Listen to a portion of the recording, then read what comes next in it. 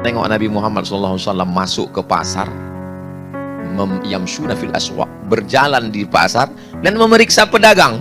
Kata mereka, ini Nabi kok aneh yang ini. Nabi masuk ke pasar dan Nabi membuat pasar. Nabi membuat pasar untuk supaya menandingi pasarnya orang Yahudi yang di dalamnya banyak riba, banyak rentenir, banyak penipuan timbangan. Pasar Islam. Alhamdulillah, itu posisi letaknya di pintu Masjid Babus Salam yang sekarang. Itulah letak pasar Islam. Karena Masjid Nabawi mengalami perluasan. Artinya apa? Innama ya'muru, sesungguhnya yang memakmurkan. Rumah yang pertama inspirasi dari membangun masjid adalah Al-Baitul Ma'mur wal Baitil Ma'mur, rumah yang ramai. Bagaimana supaya rumah ini ramai? Semua usaha dilakukan.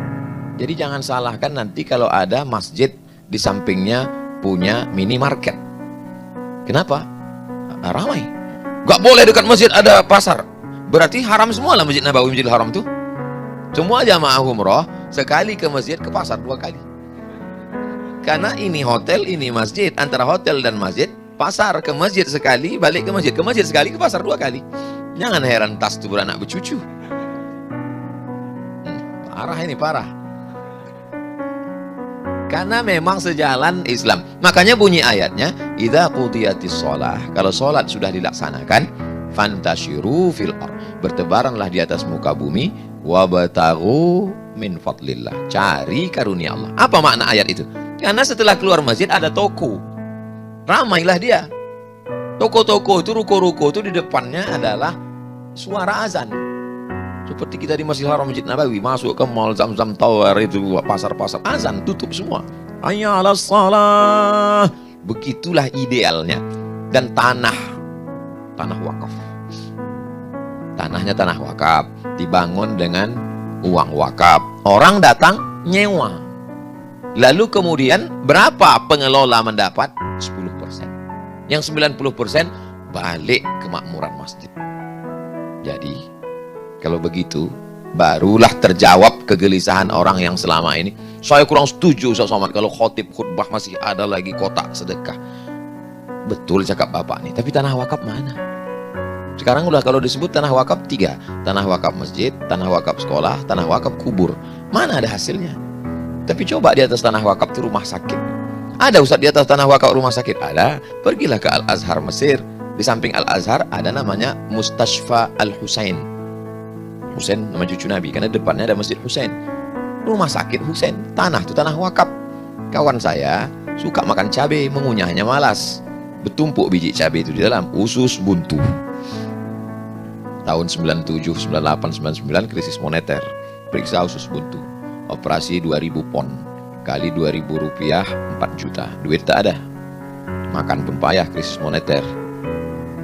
Operasi 2000 pon. Tunjukkan kartu Al-Azhar, gratis. Kenapa? Karena masjid, karena tanah wakaf, rumah sakit, gratis. Kuliah di Al-Azhar, tanah Al-Azhar itu tanah wakaf, gratis. Dari mulai TK, SD, SMP, SMA, S1, S2, S3, asal tahan aja lah. Tahan Al-Azhar, balik, gratis. Tak ada bayar di Al-Azhar. Dari mana? Wakaf. Dulu Al-Azhar ini lebih kaya dari negara. Kenapa? Karena tanah wakaf Al-Azhar yang begitu banyak orang berwakaf tanah, maka dikelola dengan baik. La yuhabu, kalau sudah tanah wakaf tak boleh dihibahkan. Wala yuba'u, tak boleh diperjualbelikan. Wala yurasu, tak boleh diwariskan. Wala la yuba'u, wala yuhabu, wala yurasu, tak boleh dihibahkan, tak boleh diperjualbelikan, tak boleh diwariskan, tak boleh dimiliki. Dia menjadi milik umat. Inilah yang mau dihidupkan kembali oleh kapal Munzalan yang disebut dengan KWP, kawasan wakaf produktif. Mengapa ada kata produktif di situ? Karena lubang liang lahat ini tak produktif. Mana ada mayat mau menyewa? Nah itu semua gratis. Andai dia mau menyewa, kita pula yang takut menagihnya. Nah, itu masuk. Nah, jadi kawasan wakaf produktif ini, misalnya nanti Bapak Ibu pengurus kalau pergi ke Mandailing Natal, sampai ada masjid kita baru tablik akbar di Masjid Raya Masjid Agung Mandailing Natal, depan tuh ada kafe. Saya tanya, kafe itu punya siapa? Pak, kafe itu punya masjid. Kafenya bagus, Kami mau masuk segan, banyak orang minta foto, tak jadi. Bagus kafe. Nah, jadi balik. Islam ini adil. Bukan berarti pas ditanya, lalu kami pengelolanya dapat apa? Lillah. Enggak. Orang mau makan juga, dia mengkhususkan waktunya. Yang dibayar itu adalah waktu dia.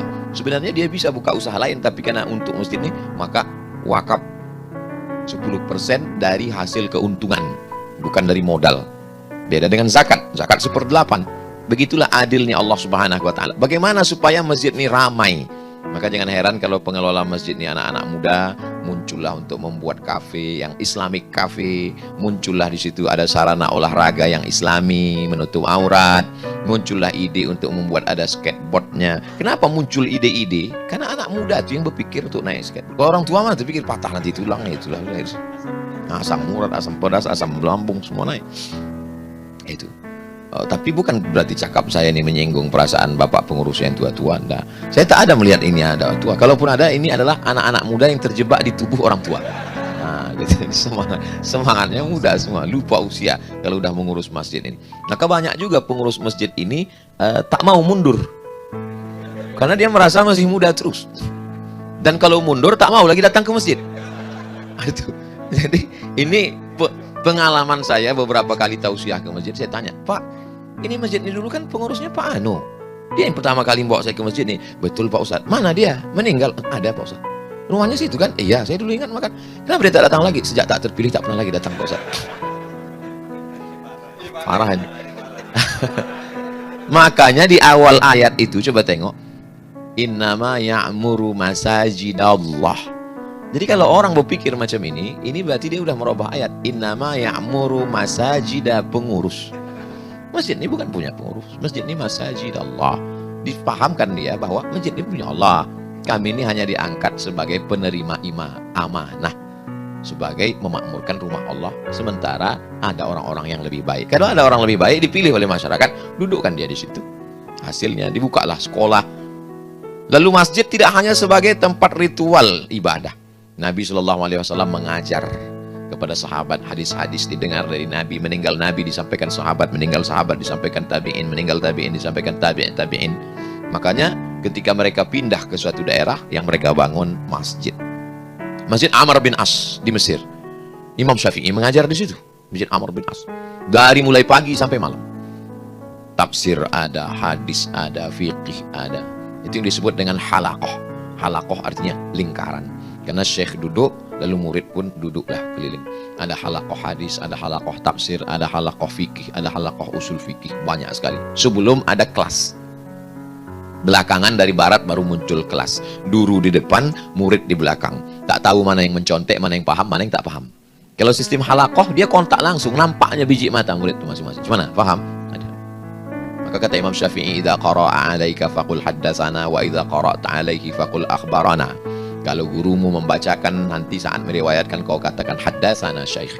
Kalau engkau yang membacakan, gurumu mengangguk, maka kau katakan akhbarana. Artinya apa? Hubungan itu langsung. Itu yang disebut dengan bersanad, karena didapat secara talaqi dengan syekh. Akhirnya berubah menjadi klasikal. Cikal bakal kampus-kampus internasional tertua ini dari masjid. Al-Azhar, masjid. Bagaimana pula dengan Al-Zaitunah di Tunisia? Masjid. Bagaimana yang tertua di Maroko, Qarawiyyin, masjid. Masjid Qarawiyyin jadi Universitas Qarawiyyin, Masjid Zaitunah jadi Universitas Zaitunah, Masjid Al-Azhar menjadi Al-Azhar University. Maka ke depan ada Universitas Kapal Munzalam.